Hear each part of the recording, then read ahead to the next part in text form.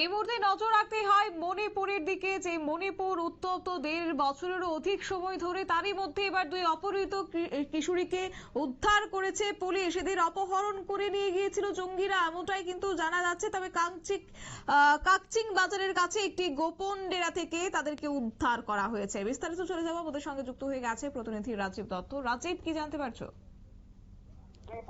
দুই কিশোরীকে কয়েকদিন আগে অপহরণ করেছিল জঙ্গিরা। এটা হচ্ছে পিপুলস লিবারেশন আর্মি। সেই জঙ্গিরা যখন এরা যখন বাজারে যাচ্ছিল সেই সময় দুজনকে তুলে নিয়ে যায় এবং তুলে নিয়ে গিয়ে তারা তাদের গোপন ডেরায় রেখেছিল। তো খবর পাওয়া যাচ্ছিল না। এই খবর পাওয়ার পরই কিন্তু পুলিশ এবং সেনা তৎপর হয়। কিছুতেই কোনোই খবর পাওয়া যাচ্ছিল না, তাদের উদ্ধারের জন্য সমস্ত রকম চেষ্টা চালাচ্ছিল মণিপুর পুলিশ এবং সেনা। সেখানে তারা খোঁজ খবর নিচ্ছিলেন। কিন্তু হঠাৎই গতকাল খবর, রাত্রে সন্ধ্যের সময় খবর আছে যে এই দুই কিশোরীকে কাকচিং বাজারের কাছে একটি গোপন ডেরায় রাখা হয়েছে। এই খবর আসা মাত্রই মণিপুর সেনা এবং মণিপুরের যে সেনারা রয়েছে, সেনাকর্তারা এবং মণিপুর পুলিশ তারা পৌঁছে যান এবং চিরুনি তল্লাশি শুরু করেন। তারপরে কিন্তু আইডেন্টিফাই করা যায়, চিহ্নিত করা যায় যে কোথায় আটকে রাখা হয়েছে।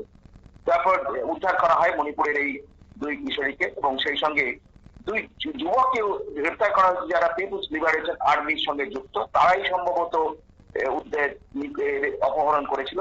যেটা জানা যাচ্ছে যে এদের এই পিপুলস লিবারেশন আর্মিতে নিয়োগের জন্যই অপহরণ করা হয়েছিল। এদের উগ্রপন্থী সংগঠন, জঙ্গি সংগঠনে কাজ করানোর জন্যই এদের অপহরণ করা হয়েছিল। জিজ্ঞাসাবাদ চলছে। তো তার সঙ্গে আরো পুরো মণিপুর জুড়ে এখন কম্বিং অপারেশন হচ্ছে। যেন কেন্দ্রীয় সরকারের নির্দেশ আছে যে জঙ্গিরা যারা দেশ বিরোধী কাজ করছে তাদের বিরুদ্ধে তাদের গ্রেফতার করতে হবে, তাদের অস্ত্র উদ্ধার করতে হবে। এবং সেই মতোই গতকাল কয়েকটি জায়গায় তল্লাশি হয় এবং মণিপুরের একটি জায়গায় তল্লাশির পর KYKL জঙ্গি গোষ্ঠীর দুই কট্টর জঙ্গিকে গ্রেফতার করা হয়েছে। তাদের কাছ থেকে প্রচুর আগ্নেয়াস্ত্র এবং গোলাবারুদ উদ্ধার করা হয়েছে। এখন সমগ্র মণিপুর জুড়ে কিন্তু তল্লাশি চলছে। মণিপুরের জনজীবন যেমন স্বাভাবিক করার চেষ্টা চলছে, একইভাবে বিভিন্ন জায়গায় যেখানে জঙ্গিরা ঘাঁটিগুলো রয়েছে সেখানেও কিন্তু সেনা এবং পুলিশ তল্লাশি করছে।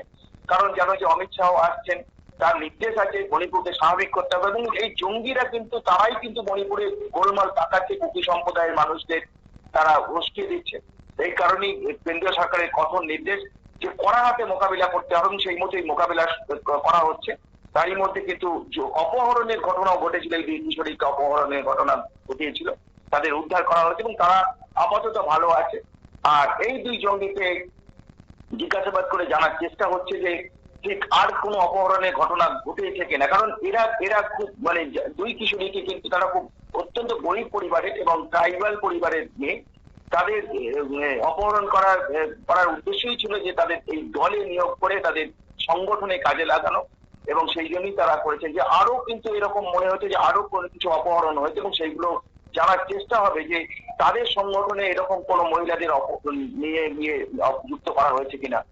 আপাতত সমস্ত মণিপুর জুড়েই কিন্তু তল্লাশি চলছে, যাতে কোনো রকম অপ্রীতিকর ঘটনা বা কোনো রকম হিংসাত্মক ঘটনা আর যাতে না ঘটে। শতাব্দী, ধন্যবাদ। অর্থাৎ মণিপুরকে শান্ত করা সব থেকে বেশি চ্যালেঞ্জ হয়ে দাঁড়াচ্ছে কেন্দ্রীয় সরকারের কাছে। তারই মধ্যে মণিপুর ৮ মার্চের মধ্যে স্বাভাবিক করার কথা ছিল, কিন্তু বেশ কিছু ক্ষেত্রে দেখা গেছে মণিপুর এখনো উত্তপ্ত। তারই মধ্যে আজকে দুই কিশোরীকে উদ্ধার করা হয়েছে এবং জানা গেছে তাদেরকে অপহরণ করে নিয়ে গিয়েছিল এই জঙ্গিরা এবং এই জঙ্গিরাই রীতিমতো মণিপুরের একাংশ নাগরিকদেরকে তাদেরকে কার্যত বিভিন্নভাবে তাদেরকে আতঙ্কিত করছে বলেও কিন্তু অভিযোগ রয়েছে। তবে যাই হোক, আজকে দুই কিশোরীকে উদ্ধার করা হয়েছে এবং আগামী দিনেও কোনো কিশোরী এইভাবে অপহরণ করে নিয়ে গেছে কিনা জঙ্গি সংগঠনগুলো, সেটাও কিন্তু পুলিশ এই মুহূর্তে খতিয়ে দেখছে। নিয়ে নিচ্ছি ছোট্ট একটি বিজ্ঞাপন বিরতি, সঙ্গে থাকুন।